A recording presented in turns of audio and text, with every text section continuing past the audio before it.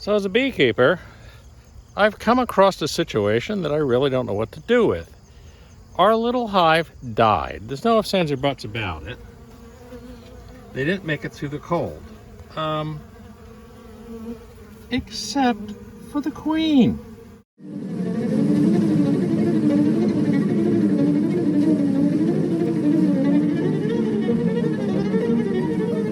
So now I have a queen without a hive. A couple little nurse bees tending to her. The rest of it died. And I have no idea what to do with her. So, we have her in here with a few attendant bees. They aren't attending to her right now. They were before. And we've put a little honey in here, and we've put a little pollen substitute. So, this is basically going to serve as a queen cage for now. Fairly large queen cage. It's an observation hive. They do seem to notice her, but I think everybody's a little upset right now. But we put a little slurry in the corner, which is a mixture of sugar, pollen substitute, and honey. So once they calm down, hopefully they'll eat, and hopefully they'll attend to her, and they do seem to be interfacing with her, so that's a good thing. But I'm going to put the cover on this observation hive and leave them in the dark and in the warmth of the house, and we'll see what happens. So I came up with two plans. One would be to piggyback the hive on top of another hive using a double screen board to separate them. But first I was going to inspect this lower hive, which I suspected might not have a queen.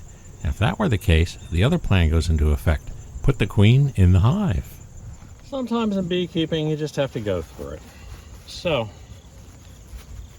we have this queen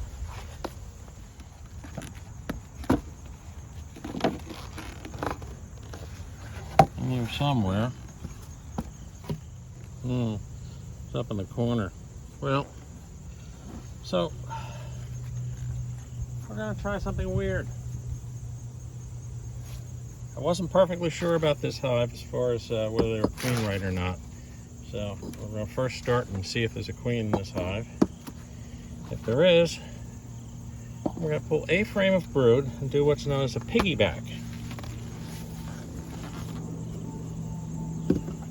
There's dangers to doing this, and it might backfire. But by putting in a double screen separator, you prevent the bees really from interfacing with each other so that the one queen would not attack the other queen.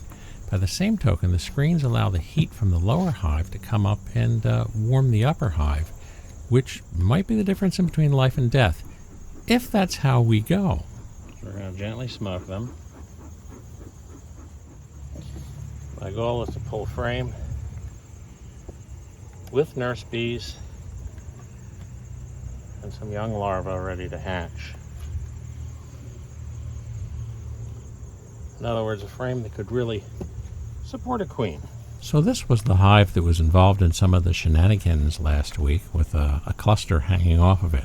And there's a possibility that this queen entered this hive and that one of the queens didn't survive. So what I was looking for were either eggs or a very young larva, something that would tell me that this queen was doing her thing and, well, was alive. I'm entirely convinced we have a laying queen in this hive. Let's see what happens as we get to the center. Fall can be an odd time because they start cutting back on their laying patterns. Well, cutting back would be one thing, non-existent would be another, and each frame that I pulled out told me that there was a good chance that this queen wasn't there anymore. Sometimes when you have a swarm and it's close to a hive, you'll get a pile-on effect where bees will leave that hive and join the swarm, and sometimes it'll even be the queen that does that. As soon as they settle down, then the queens kind of duke it out and you end up with one. So now I'm not exactly sure what I had here and what I had over in that other box last week, but what I did have was one live queen, and it looked like she was headed for this hive. I'm not really seeing young brood in this hive. It's not yet. If that's the case, I'll drop this queen in this hive and be done with it. So a number of years ago, there was a video posted by Barnyard Bees, who is a guy that raises queens and runs a lot of nukes. And one of the interesting things he did is took apart a swarm that landed. And in that swarm, he found 9 queens, including several that had paint dots on them, indicating that they were mated queens from other hives. So you just don't know what bees are going to do. As for this hive, things weren't looking too good. So something happened before the rains. And I think it ended up with this hive being queenless. Now, generally speaking, you don't want to just drop a queen into a hive. At this point, I actually don't have anything to lose by doing that. If this hive is queenless in October, the chances of getting a mating flight on a virgin queen is non-existent. But we have, presumably, a mated queen in here. So I'm going to take a chance, and I'm going to introduce her into this hive. If I can find her. And there she is.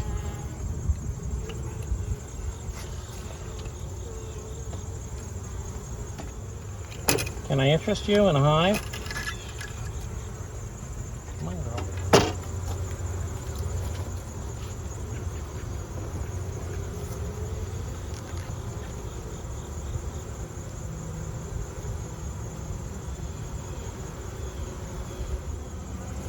She's in now.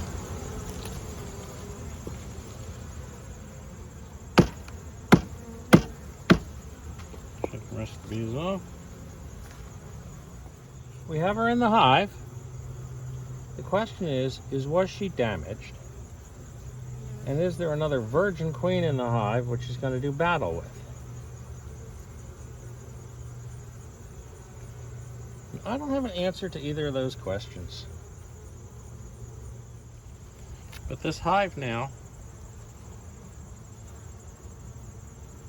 does have our queen in it. I guess it paid off to bring her into the house and have her spend the night with me. Otherwise, I don't think she would have made it through that night.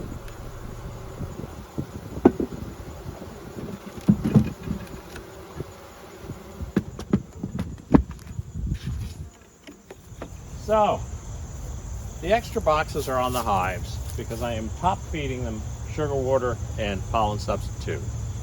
That center hive, we just dumped that queen into. Hopefully, they'll take her.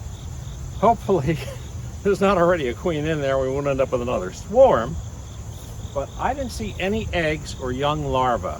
And there's a possibility when that shenanigans happened a week or so ago, that it left them without a queen in that hive. So now there is a queen in that hive. As far as I know, it was a mated queen, was a laying queen. They still could decide not to accept her, but we've given her every possible chance to go forward, and we've given this hive every possible chance to go forward, and the only thing we can do is let nature take its course and peek in on it next week. From Buzz Park, see you next week.